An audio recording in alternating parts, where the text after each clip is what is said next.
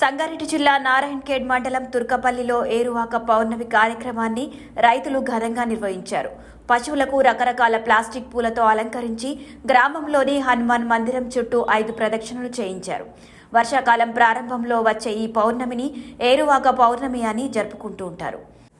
మృగశిర కార్తె ప్రవేశించిన వచ్చే మొదటి పౌర్ణిమ రోజున వ్యవసాయానికి ఉపయోగపడే గేదెలు, ఎడ్లను ప్రత్యేకంగా రకరకాల ప్లాస్టిక్ పూలతో రైతులు వాటిని అలంకరించి ఏడాది పాటు దుక్కి దున్నడానికి సహకరించాలని పూజలు చేయడమే కాకుండా గ్రామంలోని హనుమాన్ మందిర్ చుట్టూ 5 ప్రదక్షిణాలు చేయిస్తారు.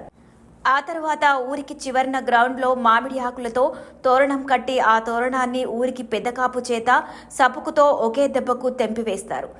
అనంతరం గ్రామంలోని చావిడి వద్ద గ్రామస్తులందరూ గుమిగూడి చాపుకుని పేలుస్తారు.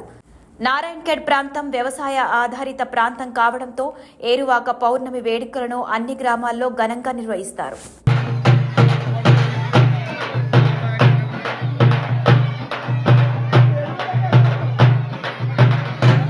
Hi everybody, this is Kiriti Damaraju.